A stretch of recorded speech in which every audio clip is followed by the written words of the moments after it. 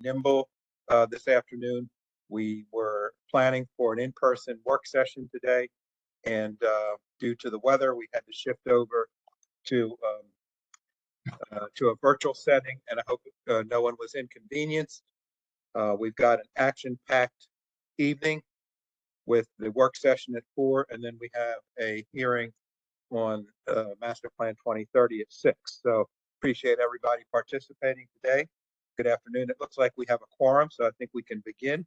I think Councilman Young will be joining us shortly, but looks like we do have a quorum, and maybe Councilman Marks will be joining us shortly. And so before we begin today's work session, I'd like to make an announcement regarding the council structure review work group. This county council formed the council structure review work group in November of last year with the passage of resolution 32-23. The county executive and each council member of the council selected an experienced and knowledgeable appointee to do this important work. In addition, the council selected 3 additional appointees: a political science expert, a demographic expert, and a planning board representative. The work group has already held public meetings once in November, twice in December, and in accordance with resolution 32-23, the county council also selects the work group chair. At the work group's public meeting on December 11th, the work group members discussed the chair position and responsibilities of the chair. At that work group's next meeting, the staff opened the floor for nominations and debate on a chair recommendation. One member, Tony Campbell, volunteered. Group unanimously voted to recommend Mr. Campbell to the council as the work group's chair.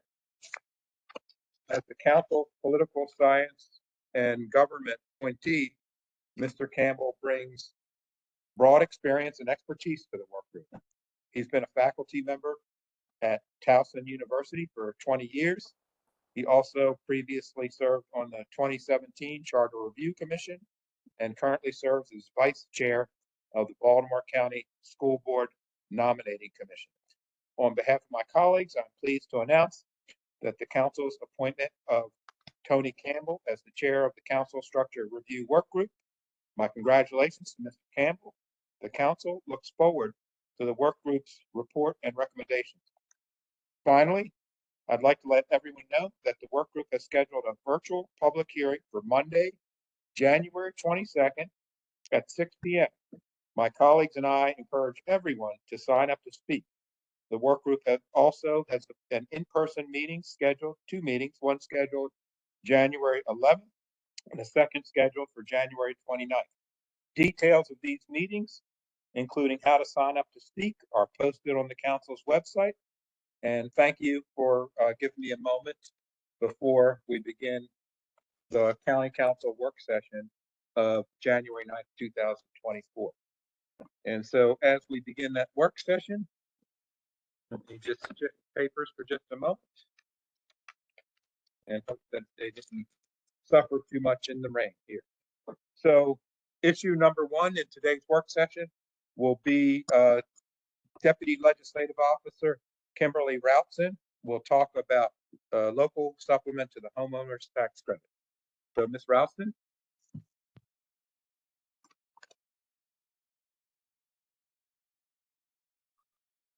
Mr. Chair, I do not see Ms. Routson on the WebEx. I'm sorry, could you repeat, Ms. Routson? I do not see Ms. Routson on as an attendee on our WebEx. That was Ms. Chris, I will reach out to her. I was checking in the attendees to see if she needed to be elevated, but I don't see her there either. Okay, why don't we just come back to that one in just a moment, and we'll go to issue 2, and that is Bob Smith, the Director of Recreation and Parks, is with us. We'll talk about a bill introduced by Councilman Jones for NPS Bilingual Park Ranger Grant. That is Bill 10123, correct, Mr. Chairman? Yes, thank you. Yes, sir. And So also an administration bill. Is Mr. Smith with us? Yes, I see him on. Go ahead, Mr. Smith. Thank you for joining us. Good evening, Council and Council Chair. Good evening. The administration and the department is requesting a supplemental appropriation of federal funds totaling $150,000 to the National Park Service Bilingual Ranger Grant Gifts and Grants Fund Program. The department advised that the funds will be used to implement a 2-year bilingual park ranger community engagement pilot project. The department further advised that the funds will be used primarily toward the salary and the benefits of a new full-time Spanish-speaking park ranger who will work primarily at Rocky Point, Miami Beach, and Marshy Point Nature Center to provide customer information and assistance while also offering new Spanish language programs and events. The project will focus on providing targeted customer service and wayfinding informational signage and programs in Spanish, primarily the county's eastern beach front parks, and improve and expand community connections programs partners to engage new Spanish-speaking park users in Chesapeake Gateway program initiatives, conservation, stewardship, and nature water-based programs. Thank you, Mr. Smith. Ms. Belcastro, do we have any speakers on this? Yes, we do. Shall I call the speaker? Yes, that'd be wonderful. Thank you, Ms. Belcastro. And just let me, because I'm doing multiple things, we are on Bill 10323, correct? 101-23. Is that correct, Mr. Boswick? Is it 101? Yes, sir, 101. My apologies, we do not have any speakers on that item.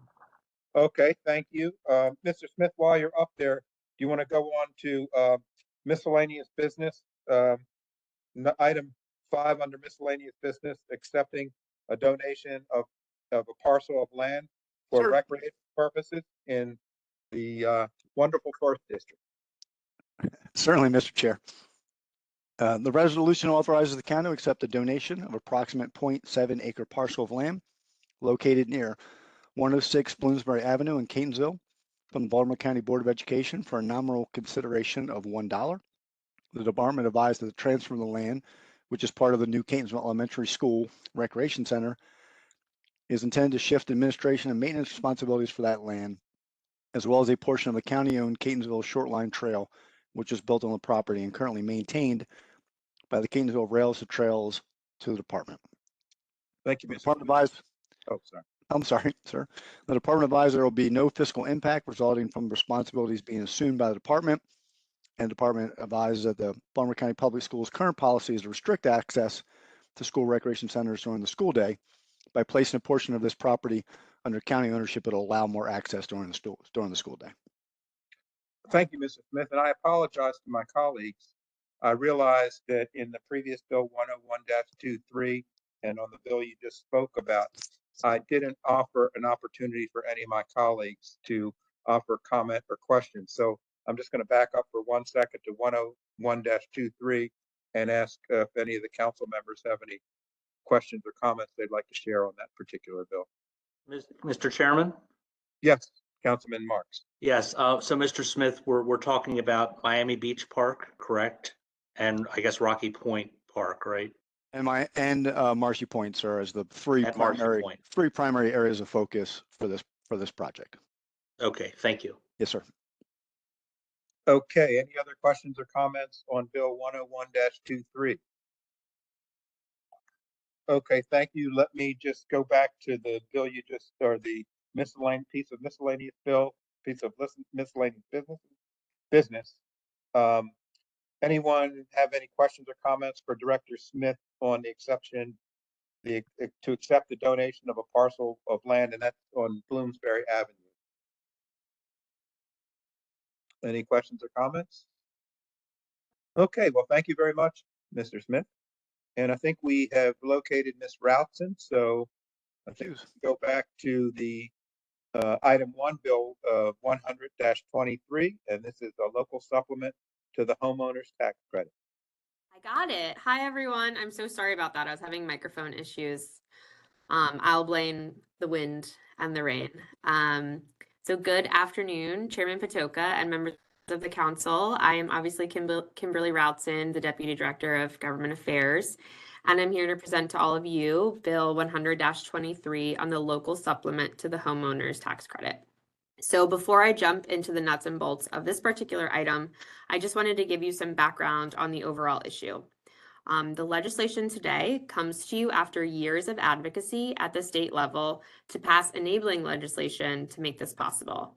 Delegate Stein and Senator Hettleman have worked tirelessly to advance this issue, passing the initial bill in 2022 and then a statewide, more expansive bill in 2023. The concerns were initially raised by current and former members of the Property Tax Assessment Appeals Board for Baltimore County, who had encountered residents, mostly seniors, who had unknowingly exceeded the combined gross income limit of the tax credit when they pulled funds from a retirement account to cover costs for unexpected medical needs. This action rendered them ineligible for the credit, and upon repeal, the PTAB was left with no choice. So Bill 100-23 seeks to remedy this issue, and it would allow those who suffer a hardship and their income exceeds that $60,000, but is below a threshold of $75,000 to apply for this local supplement. In order to be eligible under this bill, and please bear with me because there's quite a few eligibility requirements. In order to be eligible, applicants would need to suffer a hardship as defined in the bill, have received the local supplement to the homeowner's credit the year prior, paid or incurred expenses relating to the hardship that resulted in financial distress. The homeowner would have been denied for having an income that exceeds the $60,000 threshold. And finally, the homeowner's income would not exceed $60,000 if not for those hardship expenses. We've capped the hardship related credits to $250,000. Each application would go through the Maryland State Homeowners Tax Credit Program through SSTAT and would follow the same path.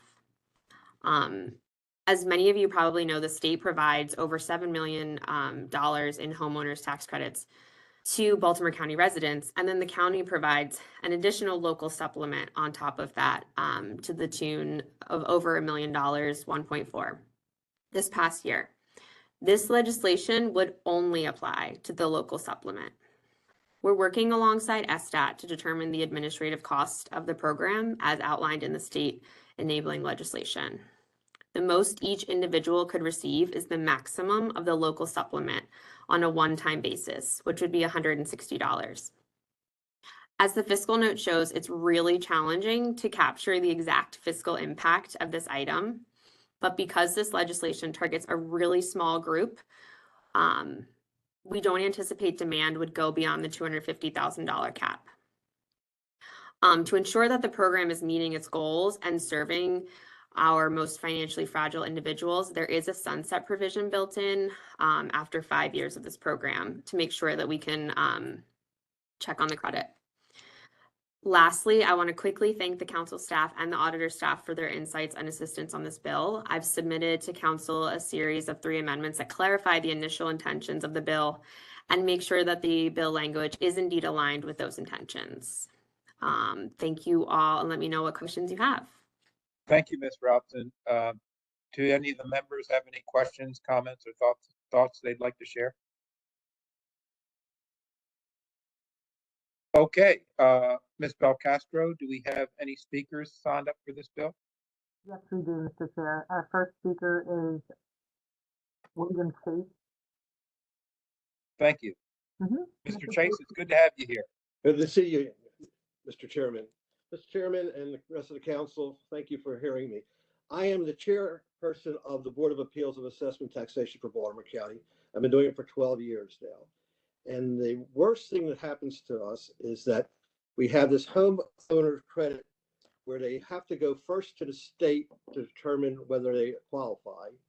And when the state says you're over $60,000, you have deny it, and then you have a right to appeal to the Board of Appeals. And when they come to us, they tell us we have no authority to do anything about it. So we have all these people coming once a month, and our docket's about 20 to 30 people. And they walk in and they tell us about their hardships. And I say to them, I'm sorry, I can't do anything because I don't have an authority to do anything, even though they told you to come in front of me. So Karen Hoffberger and I 3 years ago, decided to try to work up legislation with Dana and our state senator, Shelley, to try to find out a way of hardship for some of these people. I mean, we've had people crying, people just, it's unbelievable what's happened in front of us, and we can't do anything for them. And they're talking about, my husband had to go into a nursing home, I had to bring in daycare here. We just retired, we've been working for 60 years.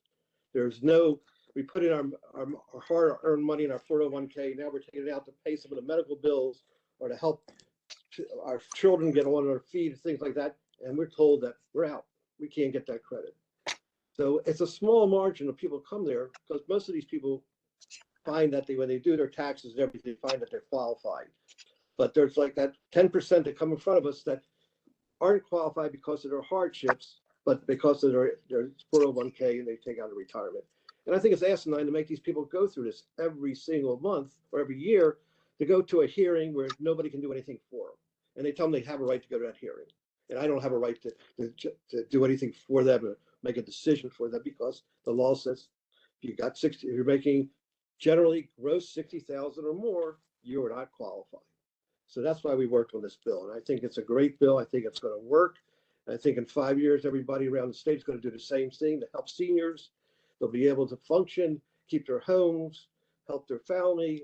I mean, it's just a positive bill. I don't see there anything negative. And I saw that none of the councilmen asked the legislators assistant what they thought about it, but I would like to hear from them. Thank you. Thank you, Mr. Chase. Any of the members have any questions, comments, or thoughts for Mr. Chase? Mr. Chairman? Yes, sir, Councilman Marks.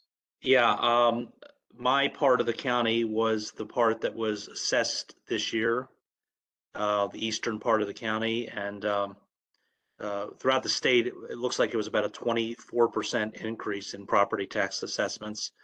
So my phone is ringing off the hook. I guess my question to Mr. Chase and Mr. Allison, how are we going to publicize this bill if it's passed? How are we going to let people know about this? I would love to see how the county plans on doing that, or the state plans on doing it. They should be in now. I mean, it's out of my, as a board of appeals, we don't even have advertising. I mean, you have one desk in our office. I mean, we don't have the mechanism to advertise, but I think the state assessment should be able to advertise that on their website. Everything, if everybody comes in front of the Board of Appeals, the first thing we tell them is, have you looked at the website to see how to prepare for a hearing? So this should be on that website once it's passed. It should be on the state website. That's not the county, but the state website. Yeah, I mean, my own opinion is the state does a woefully inadequate job of explaining what the state does and the county does, and everyone blames us for the rising assessments when they're done by the state. It would be great if somehow the administration could work with us, maybe once this passes, for something that's a graphic, something that we can distribute, because the assessments this year were just through the roof. And even when you explain the homestead tax credit and all these things we do, it's pretty overwhelming to many residents. I agree with you 100%. That the residents have to know what's going on, and communication is a strong issue here for all the seniors. And I think Baltimore County, as I've known since I was on the planning board, Baltimore County has the highest amount of seniors in the whole state, and we have to get to that. We have to tell them that there's opportunities for them to save some money or to help them. I mean, there has to be a mechanism by the county, and again, I agree with you with the state too. Yeah, Ms. Routson, is that you've given us these toolkits before that are very helpful. Is that something you will work on for us? Yeah, I think absolutely we could pull something together, because I know on the initial supplement, we want to make sure as many residents are applying for it as possible. And certainly with this hardship component, we want to make sure those people who are eligible are also getting that information. So yeah, I'll take your recommendations on that. Okay, thank you very much.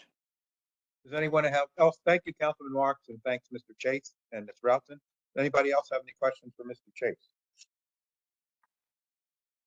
Well, thank you, Mr. Chase. Good to see you virtually. Seeing you too, and congratulations on your appointment. Thank you so much. Ms. Belcastro, do we have additional speakers on this matter? Yes, Mr. Chair. Our next speaker is Karen Hoffberger. Okay, Ms. Hoffberger, good to see you virtually. Let me unmute yourself. Okay. First of all, I think that Ms. Routson and Mr. Chase really covered everything. I have to say something that has nothing to do with my comments. As a former county employee, I see several people on this virtually that it's great to see you all, Chris, and of course my councilman.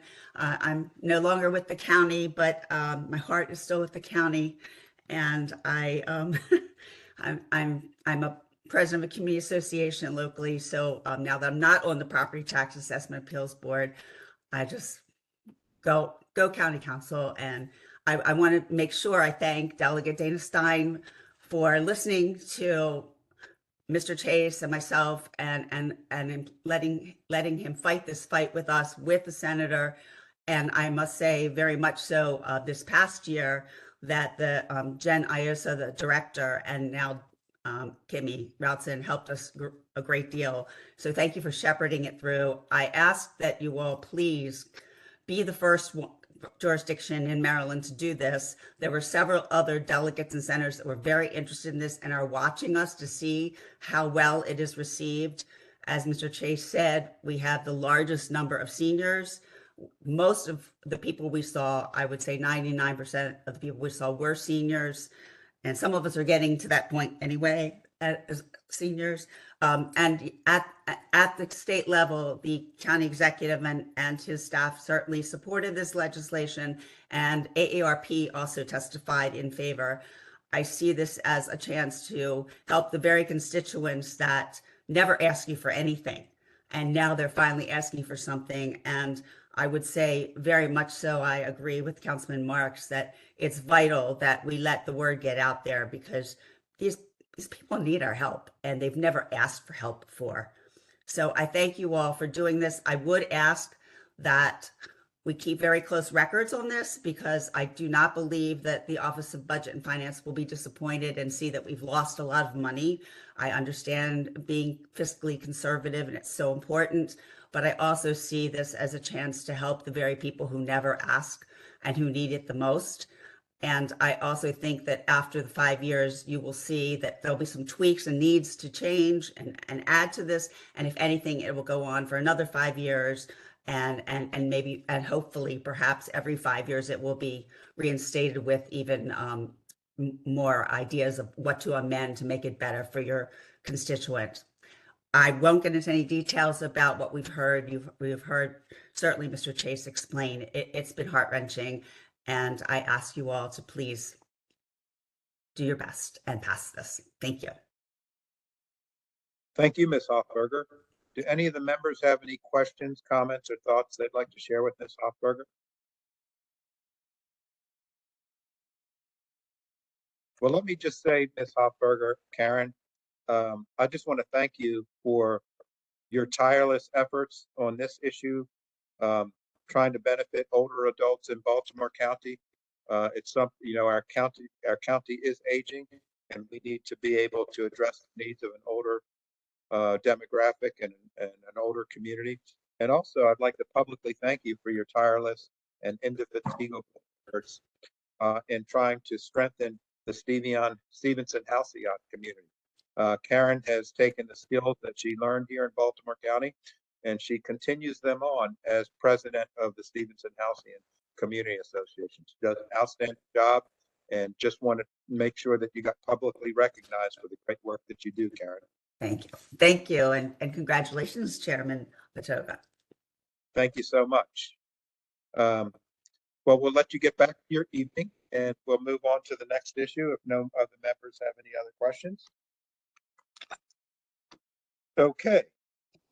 The next issue is Bill 102-23. It's a bill that I have sponsored, and it relates to parking for warehouse facilities. And so Bill 102-23 amends off-street parking requirements for certain commercial services and uses in Baltimore County zoning regulations. The bill reduces the minimum number of required off-street parking for retail warehouse clubs from 5 to 2.5 spaces per 1,000 square feet of gross floor area. It's specific to the Owings Mills Commercial Revitalization District. I will say that this is one of the areas, and some of you have heard me say this before, that we need to unpack our zoning code and see what works in our contemporary environment, post-pandemic economy. And so this is one of those things that I think needs to be tweaked, where we are requiring that we create more impervious surface for warehouse type club facilities, retail clubs. And so in many cases, it's just a sea of parking lot where there are no cars on that impervious surface. And so this allows an alternative use on an area that already has been impervious, gosh, for many years, because believe it or not, if anyone remembers, this site that this warehouse club is the old Painters Mill Music Fair. And does anybody remember that? Am I the only one that remembers that? I know Stacy Rogers has to remember. No, Wade Catch. Wade probably represented the area for the. So Councilman Catch and Councilman Crandall, you may not know this, but when I was 19 years old, I was the house manager of the Painters Mill Music Fair. It was really an outstanding job. And now, some many years later, we get to make a good zoning reclassification. Councilman Catch was there when Beethoven played the venue. No, when Lincoln spoke. Well, actually, people don't know this, and I won't dwell on this too long, but really it's a great Baltimore fact, is Bruce Springsteen played at the Painters Mill Music Fair, the Jackson 5, you name it, and they appeared at the Painters Mill Music Fair. I'm sorry that it's not there anymore, but we have to make the best of what we have on that site. I will ask if any of the members have any questions, comments, or thoughts that they'd like to share. Chairman, don't forget Dionne Warwick. Oh, she was a regular there. And you know who else was a regular there? It would be the Spinners would come and play for a week at a time. Does anybody, Wade, you remember the Spinners, don't you? I'm not that old. Okay. Did you say Dionne Warwick? Yes. No. That's not Dionne Warwick there. Yeah, I've Wow. heard of Spinners, obviously, yeah. It was a great place. Okay, with that, if there's no other questions or comments, I will turn it over to Ms. Belcastro to ask if we have any speakers on this. Yes, Mr. Chair, we have one speaker, Chris Mudd. Okay, Mr. Mudd. Good afternoon. Can you all hear me? Yes. Yeah. All right. Thank you, Mr. Chair, for sponsoring this bill and for allowing me to speak. And thanks to all the other council members for hearing me speak this afternoon as well. I'm here in support of this bill. This bill actually follows a similar bill from 2022. It was Bill 7422, which similarly reduced the parking requirement for what I'll describe as a hybrid retail / warehouse use. And it's really these large box stores. And they're so large because the storage and a significant amount of it is occurring really in the same spot where people are shopping. And they're massive stores. So in 2022, it was really to address a store like Floor and Decor. And it did the same exact thing. It took it from 5,000 square feet to 2.5 thousand square feet for a use like that. And here we're today on the BJ site that Councilman Patoka just described. It's very similar in the sense that you have a warehouse and a retail center in the same location, but the store ends up being humongous. And when you have 5 per thousand at a place like that BJ's, you require almost 600 spaces for that use. And as we pointed out to the councilman, and as he observed himself, and others on this call may have observed as well, really hundreds of those spaces go unused on a regular basis. And so we have a client, I represent a client who had an opportunity to redevelop some adjacent land next door and an opportunity to acquire a portion of the BJ site to facilitate with that redevelopment. And it seemed to make good sense when viewing that bill from years ago and recognizing that this parking area is completely underutilized, that we could make good use of an existing impervious surface as opposed to adding more impervious surface unnecessarily. So we get environmental benefits of that.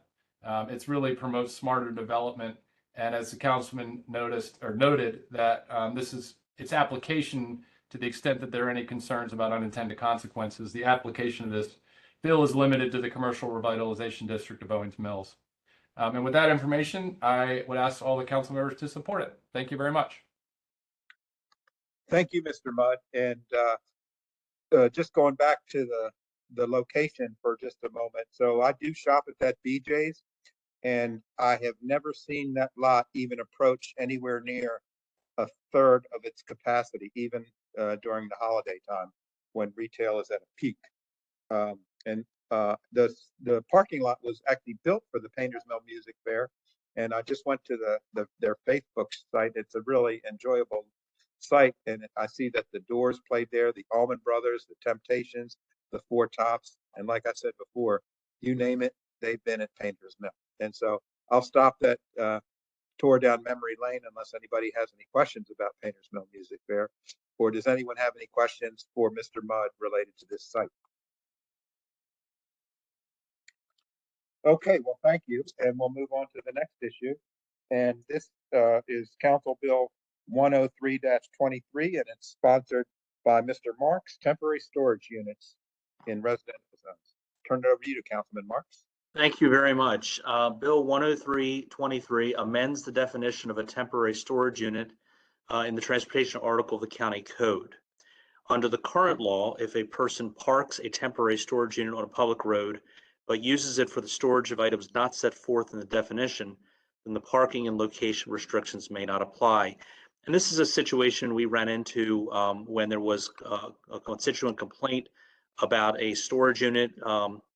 Sometimes they're called pods, and the code enforcement inspector really couldn't levy the charges because there was no way that inspector would know what was inside the unit. I mean, the inspector, the code enforcement folks do not have clairvoyance. They don't know what's inside the unit. So what we've done is we've crafted a change to the code that basically broadens it, and I think gives some more flexibility to removing these when they are improperly placed along roads. Thank you, Councilman Marks. Do any of the members have any questions or thoughts they'd like to share with Councilman Marks? I'd like to be a co-sponsor on this as well, if you want to add anything, Mr. Bosworth. Mr. Secretary, could you note that Councilman Urtel is co-sponsoring this bill? Yes, sir, will do. Thank you, Councilman Urtel. Absolutely. Any other questions or comments for Councilman Marks? Okay, hearing none. Ms. Belcastro, do we have any speakers that have signed up to speak for this issue? Yes, Mr. Chair, we have one speaker, Savannah Weber, Okay, thank you. who is now a panelist. Ms. Weber, thank you for joining us.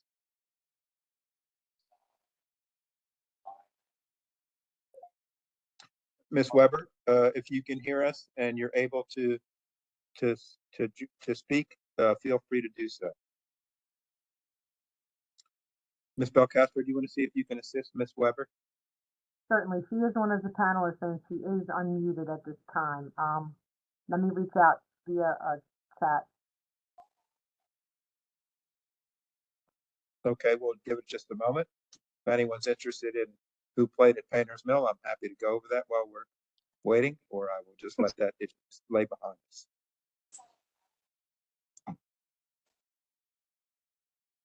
Were there any planning conferences there? Oh, you know, I wasn't even planning school then yet, Councilman Urtel. I was, I think I was a undergraduate school as a geography and environmental planning major at the great Harvard of the Mid-Atlantic, Towson University.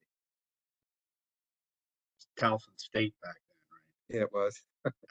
No, I think it was Towson Normal School. State Teachers College. No, Normal School when he was there. My wife's master's degree is the same as the council chairman's. Yes, well, From the same school. I've always said, Councilman Katz, you're a smart woman. Yes, yes, yes. It looks like she's in the chat.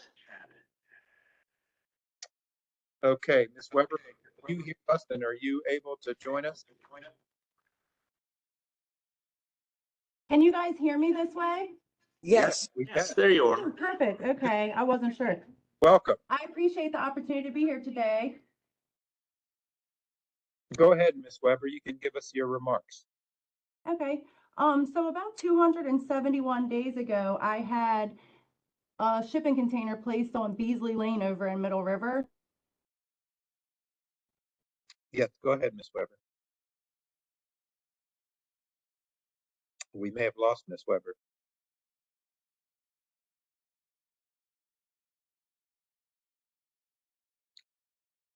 He's no longer on. Okay, why don't we do this? Let's move on to the next few issues, few items, I'm sorry. I'm trying to almost jump into CCMP and we're not there yet. The next few items. And if anybody is wondering what order we're going into, the order we're using today and likely to in most work sessions is we're going to have the general public who have signed up to speak go first, and then we are going to go secondarily to appointments, and then general government business will follow. So it'll be in that order, generally speaking, today and into the future.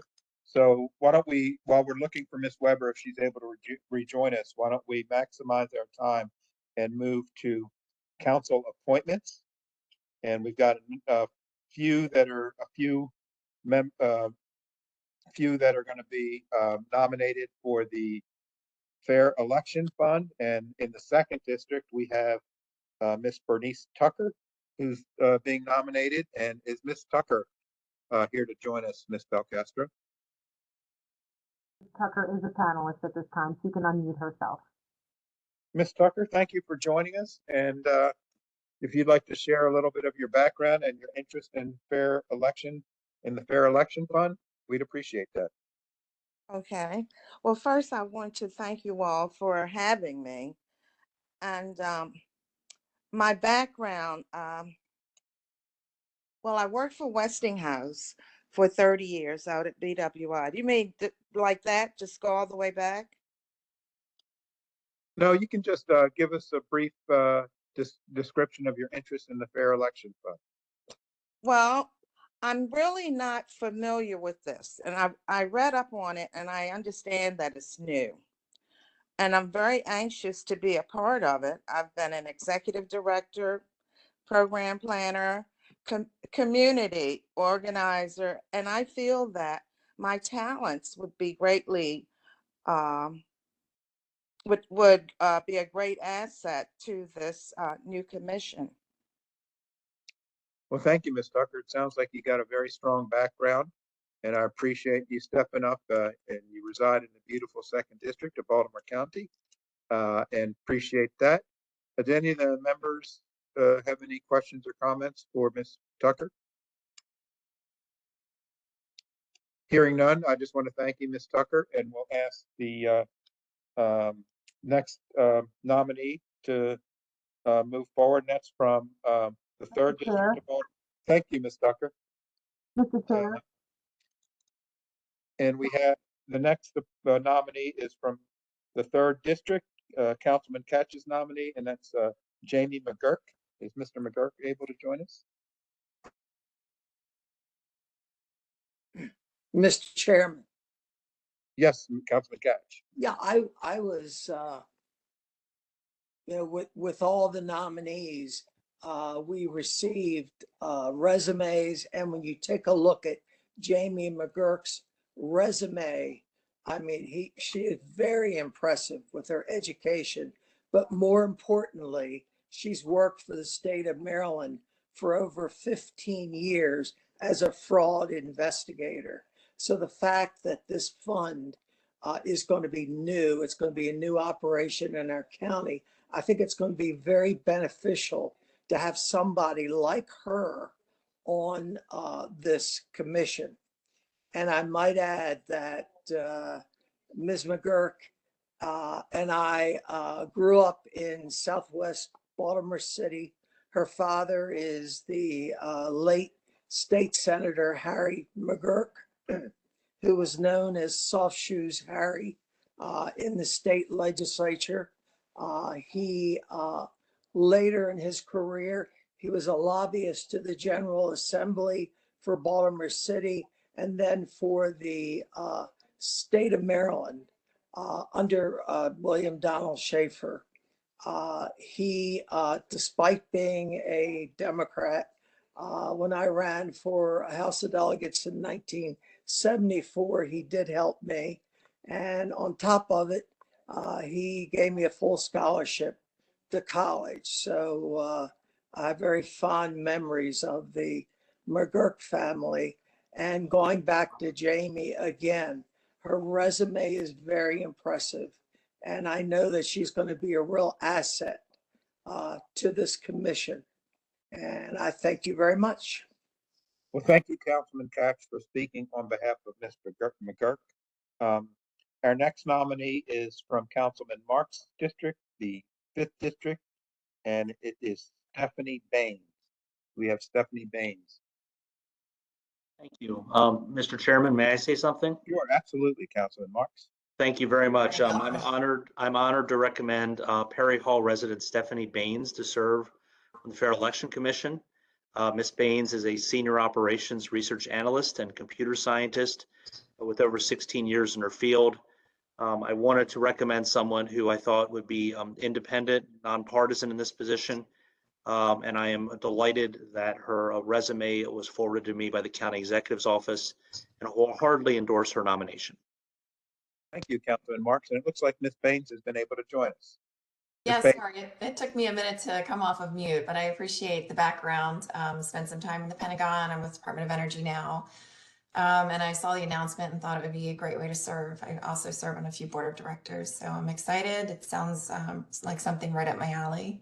And thank you for your nomination. My pleasure. No, thank you, Councilman Marks, and thank you, Ms. Baines. Anybody have any questions or comments or thoughts they'd like to share with Ms. Baines? Any of the members? Okay, well, thank you so much, Ms. Baines, and thank you, Councilman Marks. We're going to circle back a little bit to Ms. Weber, who we had technical difficulties, but I understand she's back on. And just to refresh everyone, Ms. Weber is speaking on behalf of Bill 103-23, temporary storage units. Go ahead, Ms. Weber. Hi, thanks for the opportunity to let me back. I appreciate being able to be here today. I basically just wanted to kind of tell the story that I was dealing with personally with having my new neighbor put a storage unit within the 20-foot right-of-way that I share with 6 other neighbors. And she didn't obtain a permit or anything like that. So I followed the proper avenues in reporting her to code enforcement. And then that was dismissed and a new code enforcement violation issued. And then it went to court where they told her to remove it in 45 days. And then it was appealed, and where the appeal process, Mr. Marks mentioned, it was basically overturned back to code enforcement because the owner of the storage unit said that it was going to be used as a pre-development container. So the judge wasn't able to make a determination because of whatever was inside the container. But I've had 8 months to research this topic. And from what I've learned, it seems like no matter what, the law shows that in a right-of-way, you wouldn't have a storage container for more than 5 days. And in a residential area with the having it be a container for storage for your personal items or what have you, it would only exist for 60 days. And if you want to call it a pre-development container, it would still need a permit, which would be called a shell permit, which hasn't been obtained. And as far as from what else I've learned, you can't get anything if you're in violation of county code, which they are right now. So for 270 days, my private secluded, like what I call my secret garden of a driveway, has had this ugly 20-foot white shipping container parked on like what we call the wrong side of the road. So I just wanted to share that with you guys. It's really been a struggle, and I'd really like to see that container gone. And the proper process is followed with having to get a permit for the thing to be put there in the first place. That's pretty much it. I really hope that you guys do support this change to the laws. Thank you for sharing, Ms. Weber. Any of the members have any questions, comments, or thoughts they'd like to share with Ms. Weber? Okay, hearing none, we'll move on. Thanks again, Ms. Weber. And we're going to move to the last item on the agenda right now to sticking with the Fair Election Fund Commission. And this is an appointment from Councilman Young in the first district, and it's for Katrina O'Brien for the Fair Election Fund Commission. Great, Mr. Chair, if I could. Sure, absolutely, Councilman Young. Sure, Mr. Bryan comes, one, her resume was impressive, and again, also appreciate the county executive and his staff forwarding over some of the resumes for the folks that were interested, having conversations with Mr. Bryan. Interest in one, I'll leave it to her to also explain her interest, but two, just was impressed with her resume, her career in labor, and one, her interest in getting involved and finding this opportunity to use her expertise to apply it to this new group. So with that, I can pass it over to Ms. O'Brien if you'd like to make some remarks. Thank you. Go ahead, Ms. O'Brien. Hello. I apologize. I have a cold. I heard about the Fair Election Fund Commission through a post on Facebook and forwarded my resume. I moved to Baltimore County in the summer of 2021. I live in Catonsville, and I've been looking to get more involved in the local community. I served as an election judge in the 2022 primary and general election. As Councilman Young said, I've spent my entire career working in the labor movement. I have over 35 years experience working in the labor movement. I have a master's degree in public affairs, and I've always been interested in politics and public service. And I'm really concerned about the state of elections in the country. And I'd like to do what I can to ensure that there's a diversity of candidates and that elections are open to anyone who's willing to serve and run. Thank you so much, Ms. O'Brien. Do any of the members have any questions or comments or thoughts they'd like to share with Ms. O'Brien? Okay, hearing none, we're going to move on, and we're moving on to another area of appointments, and this is the Animal Hearing Board. And so the first person we have for appointment to the Animal Hearing Board is Mr. Neil Peugeot. Is that right? Am I pronouncing it right? Mr. Neil Peugeot. Right. Mr. Peugeot, that's correct. Thanks for joining us. My pleasure. Anything you'd like to say on behalf of your appointment to the Animal Hearing Board? I'm currently a member. I've been a member for over 4 years. I'm waiting for it to be approved for my third 2-year term. I can give you a little background if you like. I'll try to keep it short. Okay, I'm a Vietnam veteran. Harvard River Patrol. I spent a little bit over a year there. I came back. I went to work for Giant Food, became a night manager for the store, and then transferred to the store in Timonium. Then I applied for the police department. I was sworn in as a police officer in Baltimore County, and I spent 3 years as a crime lab detective. I left the police department after 6 years to go to the sheriff's office. I was appointed. I was promoted to sergeant in the sheriff's office. I was in charge of the warrant squad. We had the road squad. I was in charge of the entire county. With 11 people under me, including civil clerks and all deputies and the warrant squad.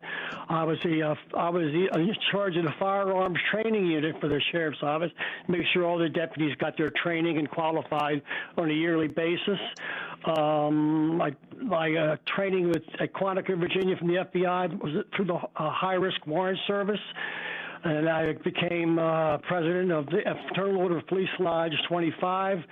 And at the time, the sheriff's office, we didn't have uniforms. We didn't have cars. We used our own cars and our plain clothes, and the county reimbursed us per month on our mileage. I led the push through the Attorney General's office of the state of Maryland, and we ended up getting cars, marked units, lights, uniforms, and new pistols. While I was president of that at Fraternal Order of Police Lodge, our treasury went from $1.2 thousand to multiple times that, because we were working with the American Legion. They showed us how to raise money. They were pretty good at it. So I don't know what else to say. I like the job. I think it's important to get a balance between what's good for the people and citizens of Baltimore County, and also what's good and fair for the animals involved. Thank you so much, Mr. Peugeot. You have a really impressive background, and I just want to thank you for your service to our country, and appreciate that.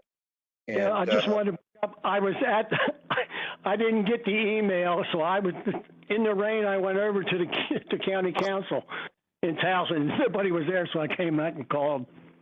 Well, I will tell you this, Mr. Peugeot, it seems like nothing will hold you back. I will say that. Do any members have any questions, comments, or thoughts they'd like to share with Mr. Peugeot? Well, thank you very much, Mr. Peugeot. I appreciate your commitment to helping us function in Baltimore County. My pleasure. Thank you. Our next is again for the Animal Hearing Board, and it's Amanda Serafini. Ms. Serafini, are you here to join us? Yes, I'm here. Good evening, everybody. Thank you so much, Ms. Serafini, and please feel free to speak about your interest in the Animal Hearing Board. Absolutely. So I have been with the Animal Hearing Board now about a year and a half. And I've really enjoyed my time there. I've worked in the animal care field for almost 20 years in different capacities, primarily in general practice veterinary medicine. I am currently a registered veterinary technician, so I'm credentialed in Maryland, as well as I have over 8 years of experience in animal welfare. I worked for the Baltimore Humane Society as their behavior and medical director for about 6 years after finishing school, where I was able to make a lot of connections and with the area animal control in Baltimore County as well as Baltimore City, and working with them in moving animals around to be adopted. In my time on the hearing board, I've really enjoyed being able to participate in kind of like what Neil said, and doing what's best both for the constituents of Baltimore County as well as the animals being affected by these citations with animal services. Thank you so much, Ms. Serafini. Do any of the members have any questions or comments for Ms. Serafini? Thoughts they'd like to share? Okay, well, thank you so much, Ms. Serafini. And we'll go on to the next appointment. And we're off the Animal Hearing Board, and we're now to the Office of Human Resources. And we have an appointment for acting director, and that is Ms. Renee Coleman.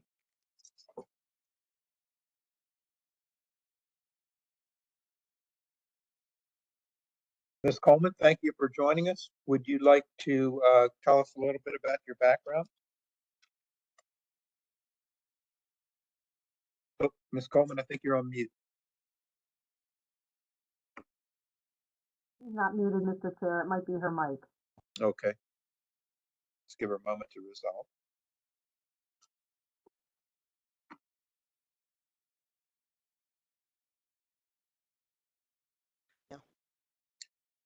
I think we just caught a glimpse of your voice.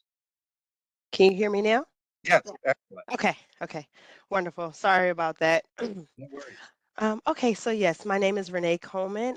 As I was stated, my entire career has been in human resources. I graduated from Clark Atlanta University with a bachelor's degree in business administration with a concentration in management. I currently hold a house of HR certifications that would include my senior HR professional certification, my strategic HR leadership, and employment law certification. I started my career 13 plus years ago as a recruiter with Beacon Staffing, where I did your onboarding, full life cycle interviews, new employee orientation, and things of that nature. And then a few years later, I transitioned to public sector, where I was the senior classification and compensation analyst with the Department of Human Resources for Baltimore City. And then I transitioned or promoted to HR business partner with the Department of Housing for Baltimore City. And then for the last 5 years, I have been with the Office of Human Resources with Baltimore County, where I started off as the Chief of Classification and Compensation. And of course, we did classification studies, FMLA, ADA requests, and then I transitioned to the department, to the same department, but promoted to the Deputy of Operations, where I oversee the Classification and Compensation Division, the HRS Division, and then the Employee and Labor Relations Division. Sounds very impressive, Ms. Coleman. Thank you. Thank you, sir. An approval small from Ms. Rogers. And I would ask that if any of my colleagues and council members have any thoughts, questions, or comments they'd like to share. Okay, hearing none, I want to thank you, Ms. Coleman. Thank you, sir. Good luck, and we'll see you next week. Thank you. Sure. Mr. Chair, may I be recognized? Sure, absolutely, Ms. Rogers.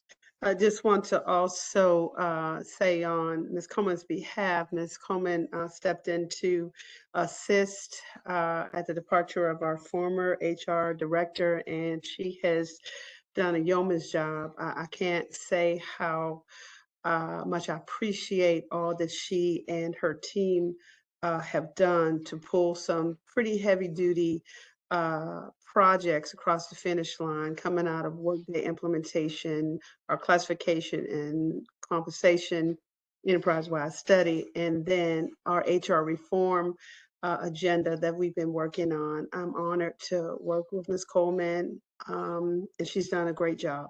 Thank you, Madam Mayor. Thank you for sharing those thoughts, Ms. Rogers, and thank you again, Ms. Coleman. Thank you, sir. If there are no additional questions or comments, let's move to the next appointment. And again, this is acting director for the Department of Economic and Workforce Development, and it's a longtime colleague of mine, Samir Sid. Mr. Sid? Yeah. Can you guys hear me okay? Yes. Great. Thank you again, Chair Patoka, members of the County Council. My name is Samir Sid, currently serving as the Deputy Administrative Officer for Economic Development and Infrastructure here in the county, and before you tonight as the proposed Acting Director of the Department of Economic and Workforce Development. Some quick background about me. Just wrapped up my first year in the county as the Deputy Administrative Officer. Prior to joining the team here, I was the Chief of Staff to the Howard County Executive for 4 years, where I covered a variety of issues, mostly focused on land use, education, transportation, and budget. I've also served as the Chief of Staff to the President at Towson University for 2 years prior to that, Director of the City Staff Program in Baltimore City, and was a Deputy Chief of Staff for the State Transportation Department prior to that. Important to highlight in each of those roles, there's extensive overlap into issues of economic and workforce development, and that experience has been helpful to me in the county so far. And I believe it'll continue as I fill the role as acting director of economic and workforce development. With all that said, I'm hopeful that my time in the acting director role is relatively brief, as we've already started the process to find a new permanent director for the department. So we retained a search firm back in December. We posted the position just before Christmas, and we're receiving applications for the permanent director role on an ongoing basis. We're hoping to begin interviews in the next few weeks and conservatively, I'm hopeful we'll be able to name a new director in the February to March timeframe. And, of course, that depends on the quality of the applications that we receive. In the intervening period, our focus has been on, executing the core functions of the department. And that started with filling vacancies that support our county's businesses and workers through grants and financial support. Happy to announce that we've filled 2 critical grant positions over the past few weeks, including one that's focused specifically on federal ARPA funding. And we're actively recruiting for a senior manager of fiscal administration, a manager of youth services, and a fiscal manager for the state's Blueprint for Maryland's Future program. So a lot of activity going on in the department. Of course, I'm happy to talk about the work we're doing to recruit and attract new businesses to the county. But I'll stop there and happy to answer any questions. Thank you, Mr. Sid. I have some general observations, but I'm going to yield to my colleagues before I offer some observations and to ask if any of the members have any questions, comments, or thoughts they'd like to share with Mr. Sid. Mr. Chairman, Yes, Councilman Marks. I would like to enthusiastically support this nomination. I first met Mr. Sid when he worked at Towson University for the president. I've interacted with him a lot over the past year, and he is a real professional. He has great contacts. He has been very helpful to me personally, and I think he is the perfect person to take on this role. Thank you, Councilman Marks. Any of that? Councilman Jones looks like he has a comment. Oh, Councilman Jones, your mic is not activated.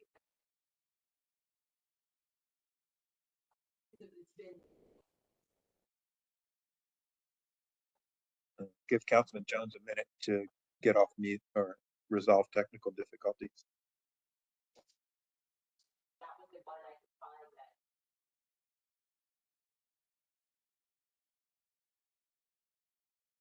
Councilman Jones, is it okay if we come back to you?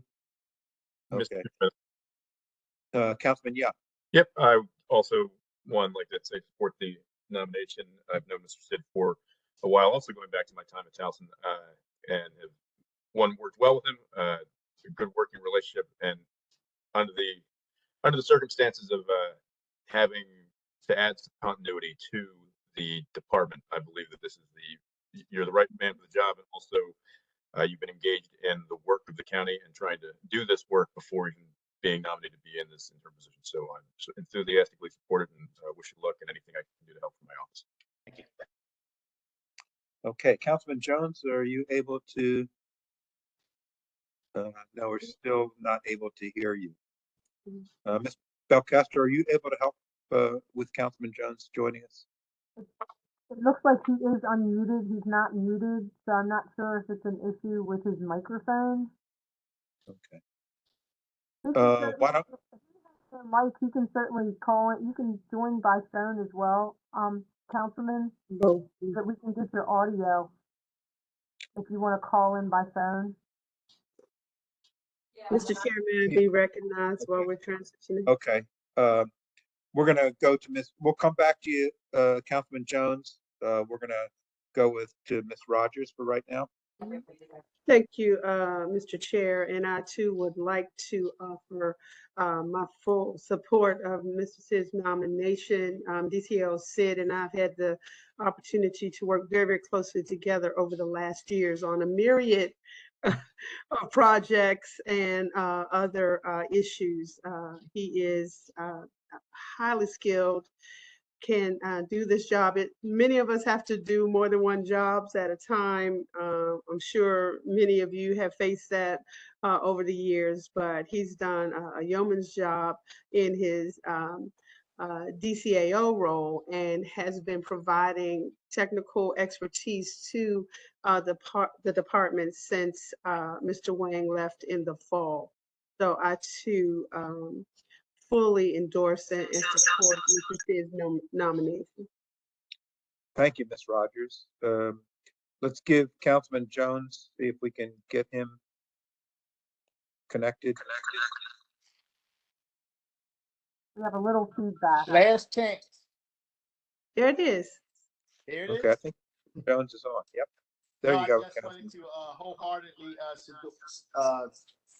support Samir Sid's nomination.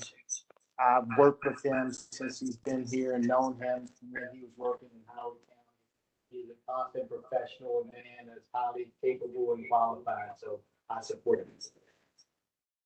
Thank you so much, Councilman Jones. Any other comments, questions, that any of the members would like to share in regard to this nomination? Okay, I'll just offer some observations. So, Mr. Sid, I think very highly of you. I've worked with you for many years. I know that we worked at the state level in the governor's office together. I'm trying to remember, did we work in the mayor's office together in Baltimore City? I don't think we overlapped in the mayor's office when I was running city staff, but I was an intern at James Madison University some 20 years ago, and I think we overlapped at that point. Yeah. So again, I've known you for some time now. I think you're a top-notch professional, and I'm pleased that you're in the position to help reshape our economic development department. Many of people have heard me share this observation in terms of how we're doing in economic development in Baltimore County. I've always viewed that there are three pillars of economic development. One is business retention, the other is business attraction, and a third is workforce development. And I think Baltimore County has done extremely well with the workforce development pillar. I think we're doing that on steroids, metaphorically. But I think there is room to grow in terms of our efforts in workforce development, in business retention and business attraction, particularly in our older commercial corridors. I feel like we haven't had as great continuity as we could have had in terms of the leadership in economic development. So I'm hoping that we were able to turn the bend on that one. And I have full confidence that under your leadership, that you'll understand it and make the adjustments that are necessary to make us strong in all three pillars of economic development. Yeah, no, I think those are valid points. I think the strength of the county is kind of the diversity of opportunities based on the area of the county we're looking at. And so, we've done well and seen kind of the emergence of the port industrial economy on the east side with TradePoint and recently with Rocket Lab at the Lockheed Martin site. But looking to build on that, build on kind of the redevelopment opportunities out on the west side of the county, specifically at Security Square Mall. And then, we're actively recruiting some anchor tenant opportunities for the Towson core and looking to kind of bolster the role of agriculture as a regional tourism draw. So I think there's a lot of opportunities there, and I thank you for the advice and the comments. Sure. Thank you, Mr. Sid. Any of the members have any additional thoughts, comments, or questions they'd like to share? I had one question, Chair. Go ahead, Councilman Ertel. Mr. Sid, thank you for stepping up for this role. We all have confidence in you. Are you leaving the county exec's office while you're doing this, or is this a dual role? So yes, it's going to be a dual role, and like I alluded to, in theory, this is a short-term assignment while we search for the right fit on a permanent basis for the department. I think we've done an effective job since Director Wang left of kind of stabilizing the department, filling some key vacancies. We're down to one vacancy in the economic development division. But I'll be, pulling double duty until we're able to land a permanent fit for the department. Okay, great. Thank you. Any other final thoughts for Mr. Sid? Okay, well, thank you, Mr. Sid, and thank you for stepping up in your dual role. Appreciate it. Okay, I think we're going to shift over to more routine county business. And so we're going to go to the beginning of approval of fiscal matters. And our first item is with the Department of Environmental Protection and Sustainability. And we're going to call up Mr. Horacio Tablada, AKA HT. Mr. Tablada, you have a contract you'd like to discuss with us. Yes, good afternoon, Mr. Chair, and congratulations again for your appointment and members of the council. I'm here today with two contracts. One agenda item is for the urban reforestation services. This is an on-call contract where we call upon the companies for services to help us plant trees and continue our efforts of trees. These two companies, YL Landscaping and Wright Environmental, they were the lowest bidders of among six total. And what we liked also is that they are contributing 25% MBE participation, which is always very dear to our goals and mission. And the contract for 3 years with 7 one-year renewals options, so for a total 10 years. And I'm seeking your support for these approvals, and that will expand and help us with our efforts of planting trees in the urban areas. So with that, I'll stop there, and if you have any questions, I'll be glad to answer. Thank you, Mr. Tablada. Do any of the members have any comments, questions, or thoughts they'd like to share? Councilman Ertel. Yes, hi, Director Tablada. The current, is this a replacement of the current contractor? Out of these two contracts, one of them is it's an existing contract, and it basically we just renewed them early, so they will be extending beyond, for 10 years. The one is totally new, and the other one is not a new contractor; it's an existing contractor who will be doing, will be for 10 years instead of the last 2 years that he has with us. The Wright Environmental is the existing one. We're keeping Saul on, right? Correct? Yes, sir. He's the man. He's helped us navigate and is teaching me a lot about trees, because look at those trees behind my screen here. I went to a neighborhood where he planted trees. One of the neighborhoods that we planted trees in this fall, and it's they're small yet, but it's really transformational. How much better it looks already, and I can't wait to see those trees become mature at some point. But it's amazing the difference between what was, there were no trees in this neighborhood basically, and now we have trees all over the streets and medians. It's really nice to see. It's a great program. Yep, it is, and we want to keep it that way and expand on, build upon where we have. Yeah. The successes we have. Thank you, sir. Thank you, sir. Thank you, Councilman Ertel, for acknowledging the great work that Sal does. I concur with you on he's a great asset to Baltimore County. Do any of the other members have any questions, comments, or thoughts they'd like to share with Mr. Tablada? Okay, hearing none. Thank you so much, Mr. Tablada. And we're going to move on to property management, Ms. Deb Schindel, and we're going to talk about the cleaning and maintenance and repair of large boilers. Ms. Schindel. Can you hear me okay? Yes, we can. Awesome. Thank you. I apologize. Good evening, Councilman Chair and council members.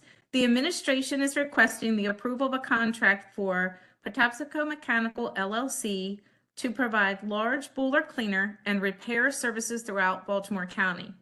In no event shall the total compensation paid for the contractor exceed the sum of the county council's approval appropriated amount during the entire life of this agreement, including the renewals. This is a 1-year contract with the option of 4 one-year renewals on it. It was competitively bid, best qualified, best value, experience, and low bid. In the past, on the last contract, we were estimated $566,431.18. And just so for common knowledge, there's mandating that every 2 years we break our boilers down and thoroughly clean them off season. They do provide heat into many of our buildings, and we have approximately 19 boilers throughout Baltimore County. If there are any questions, I'll be happy to take them. Thank you. Do any of the members have any comments, questions, or thoughts they'd like to share with Ms. Schindel? Hearing none, thank you again, Ms. Schindel, and we'll move on to Mr. Seth Blooming to hear about energy saving services. Mr. Blooming. Yes, thank you. Good evening, Chairman and Council. The proposed contract amendment is to the energy performance contract with CEG Solutions. Just some background, in January 2022, the county entered into an energy performance contract with CEG Solutions for a turnkey project, including design of complex energy and capital improvement projects, comprehensive construction management, equipment maintenance and repair, replacement for the selected projects, and ongoing measurement and verification services. The EPC is for 2 facilities, Drumcastle Government Center and Glennar Maintenance Facility. In the fourth quarter of 2023, CEG Solutions requested concurrence of the county for change orders for additional services identified during construction in the amount of $58,465, rounded to the dollar, which have been approved by the county. The relevant in-scope items included evening work for lighting installations, additional lighting fixtures installed at Drumcastle Government Center and Glennar Maintenance Facility. These lighting fixtures are necessary to meet the needs of staff and personnel. Thermostats were added so individual infrared heaters could be controlled. These thermostats needed to be made accessible for access by maintenance personnel, and relocation of 5 thermostats from their design locations. The thermostats serve the infrared heaters, as I mentioned. The change orders do not impact the EPC's annual guaranteed cost savings, nor the overall payback period for the energy measures, but they do have costs associated, but the costs are covered by the county-controlled contingency funds. Therefore, the county recommends approval of the change orders for the measures described and the contract amendment to the document for the revised contract total. Thank you, and I can take any questions at this time. Thank you, Mr. Blumen. I would ask my colleagues, any of the members have any comments, questions, or thoughts they'd like to share with Mr. Blumen? Okay, hearing none. Thank you, Mr. Blumen. And we'll move on to the next item, and that is Ms. DeAndrea Walker, Director of DPWT, and she has 2 items related to snow removal. Ms. Walker.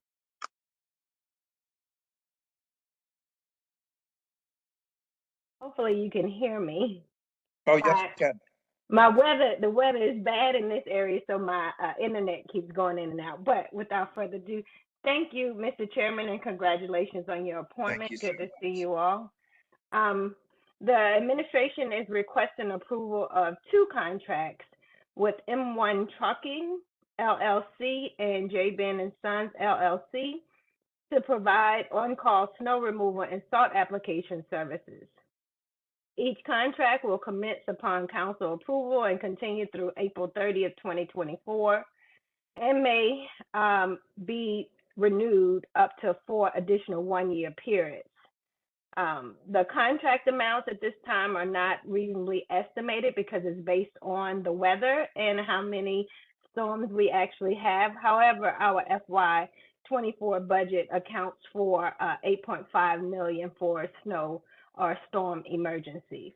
This was a competitively bid contract, and J. Ben & Sons will provide us 4 one-ton pickup trucks or small single-axle dump trucks if needed with the plows and the spreaders. And M1 Trucking will provide us with 2 single-axle dump trucks, each with a plow and a spreader. I'll take any questions that you all may have. Sure. Thank you, Ms. Walker. Any of the members have any questions, comments, or thoughts they'd like to share with Ms. Walker? Okay, Ms. Walker, I do have one question I'd like to ask you. So you indicated that it was $8.4 million that's allocated in fiscal 24 for snow removal? 8.5 for 8.5. storms. So that's, yes, sir. That includes fallen trees, weather storms, rainstorms, snowstorms, any storms that we have throughout this fiscal year. Okay, understood. because I was going to ask, we haven't had a good snow for a couple of years now. And if we're in the $8 million range for budget allocation for street cleaning, for snow removal, I guess the question is, does that, if we don't spend all of it, where is the money redirected towards? Could it be redirected towards street reconstruction or resurfacing? Or what happens to the unused dollars that are allocated for snow removal?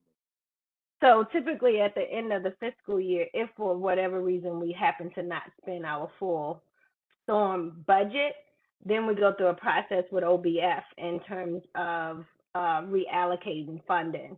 But I will tell you, I need to remind you that it's not just for snow, it's for ice. And when we have all these trees fall tonight, we're activated right now with the EOC. So I will tell you, I typically ask for more than 8.5. So it's not very often that we don't spend all of our 8.5. Gotcha. Could I ask that you and Mr. Reed, if it's possible, that as we gear up for a very difficult fiscal year ahead of us, are we able to figure out like how that fund has done over the past couple of years? If we've overfunded that line item or underfunded that line item, that would be helpful for us because we're going to be asked to really dig in on the budget this year. And I just wanted to get a handle on whether if that is an opportunity or a liability in that line item. Yeah, Mr. Chair, I could chime in if it's all right. Yep. You know, we can definitely provide you that information. And again, we're formulating the budget within the guidelines of you know, where that comes from in relation to spending affordability. You know, if we're under, you know, any transfer of that funding out to any other departments would be approved by the county council. And then if any overages, the same thing would happen, that we'd have before you a supplemental appropriation if we were to get a very large snowstorm. But again, last year we've been okay so far, but we never know. But it's something we do constantly monitor, and the appropriate item would come before the council before any transfer of money. Well, thank you, Mr. Reed. And the reason I'm asking is, you know, again, anticipating a very difficult budget for fiscal 25, and I yield that no one can predict the weather for fiscal 25. But I would just wanted to get a sense if we're able to scrape together some savings that we can use to fill a gap, or either look for some level of savings moving into a very tough fiscal environment in front of us. Thank you. Yes, sir.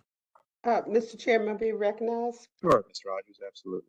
That's something that we work very closely on, looking at, you know, we can't predict the weather, but we do utilize, just as you know, there's a way to just use the experience of budgets, and then what happens afterward. If a humongous storm came and we were over budget, of course, we'd have to ask you all for a supplemental.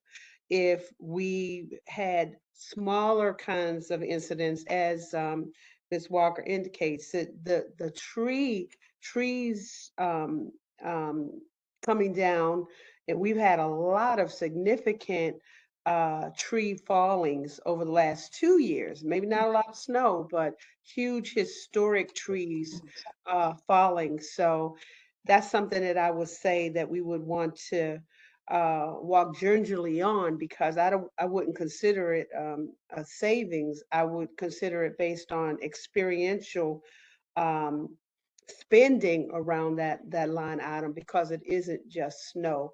And we always will have to balance the budget regardless, because we're required to have a balanced budget. But the CAO role and the budget director role, we work on that together. So thank you, Ms. Rogers. And I guess what I'm asking is to take a retrospective look at what has happened over the last few years. Let's say hypothetically, that line item, we haven't, let's say there's $1 million. I'm just making this up, for example. Let's say each of the last 3 years, let's say there was $1 million remaining in that fund, and it may not be, maybe there's $1 million that we didn't have, that we had to move from another account.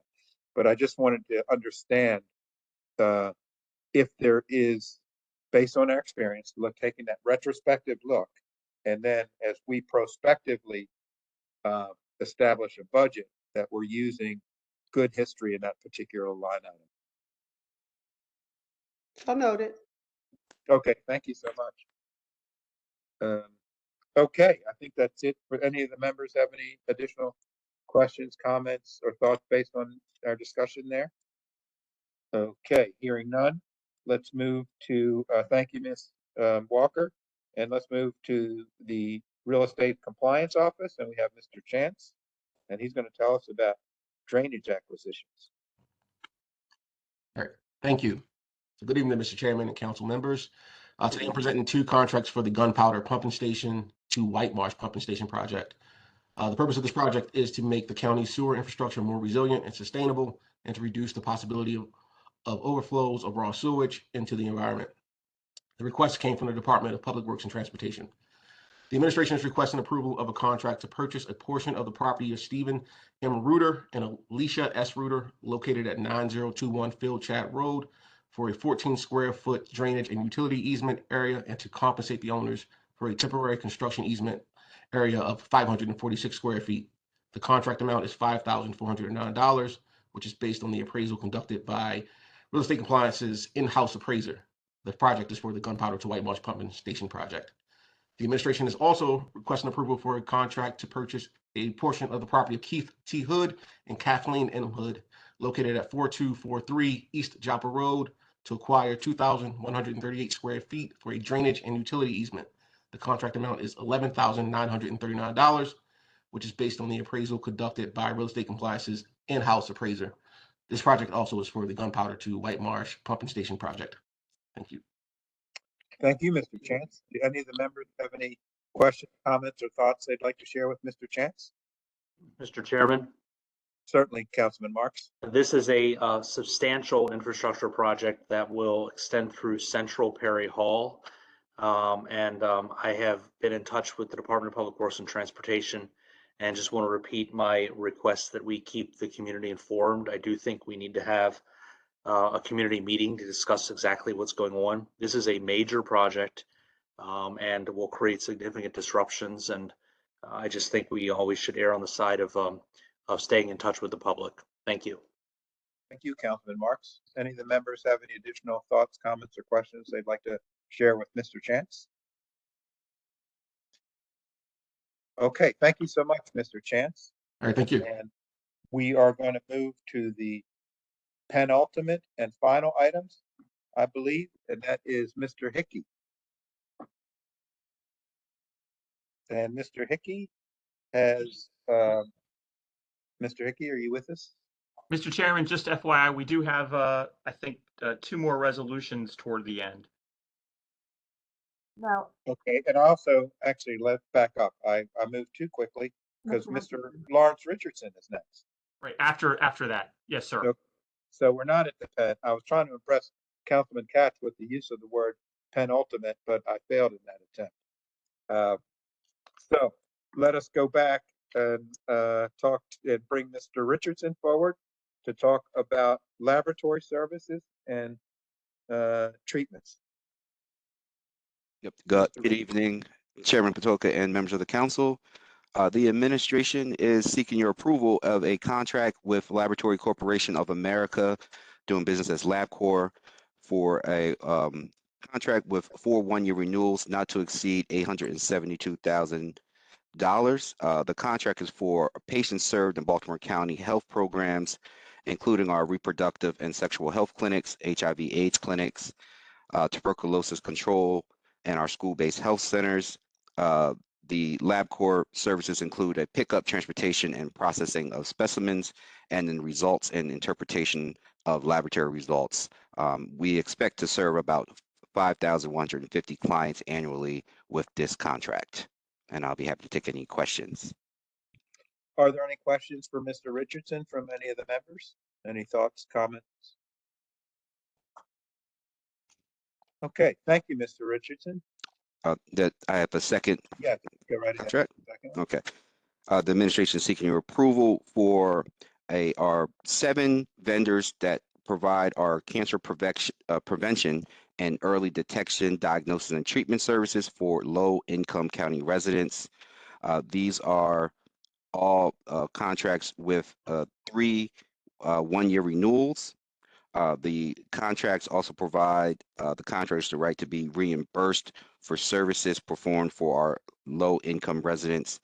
The 7 vendors include Dr. Adadaski, Adventist Healthcare, Baltimore Ambulatory Center, Dr. Khan, Dr. Siddiqui, Doctors Hicken, Cranley, and Taylor, and St. Agnes Healthcare, Inc. The funding for these services are provided by CDC and the Maryland Department of Health. The services will not exceed $699,972,000 over the 4-year term of these contracts. I'll be happy to take any questions. Thank you, Mr. Richardson. Do any of the members have any questions, comments, or thoughts they'd like to share?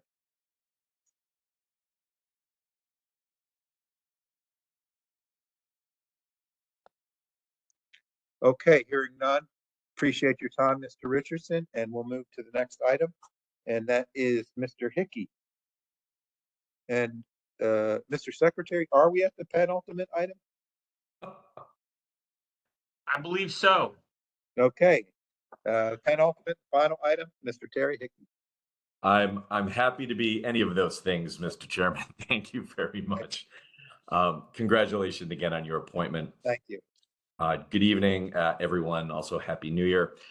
I'm here today on behalf of the administration, asking for the council support for 2 related resolutions. That would be 2-24 and 3-24, which concern county support for an attainable housing preservation deal. Prescott Square is an existing multifamily community consisting of 77 units located on Old Court Road in Pikesville in the 2nd Councilmatic District. The developer plans to acquire the property in early 2024 and immediately preserve 60 of the 77 units to serve residents with incomes at or below 60% of area median income, or AMI. All 60 units would be preserved for a period of at least 20 years.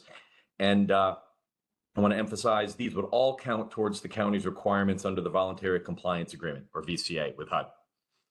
The department seeks council approval for Resolution 2-24, which authorizes the county to include up to $3 million in Community Development Block Grant, CDBG funds, in a loan totaling $5 million that will be used by the developer to partially fund the costs associated with the acquisition of the property. This additional resolution, the one that's before you tonight, is required by HUD whenever including CDBG funding in any housing deal. The remainder of the loan funds will come from the county's Housing Opportunity Fund, which I believe the council's very aware of. The administration previously submitted a 7-day letter to the council detailing the terms of the loan, which were deemed approved in November 1st, 2023. So again, this resolution is because of the CDBG funds that we want to include in the deal. The department's also seeking approval of Resolution 3-24, which would authorize the county to enter into a 10-year pilot, which is a payment in lieu of taxes agreement with the developer. If approved, the pilot would take effect July 1st, 2024.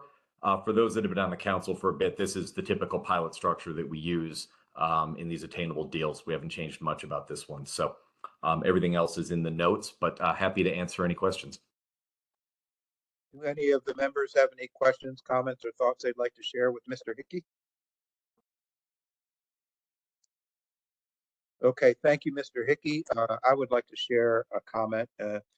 I just want to say that Prescott Squares is located in the beautiful 2nd District of Baltimore County. I'm very supportive of this project. I think this is a win-win for Baltimore County and for the residents of the 2nd District.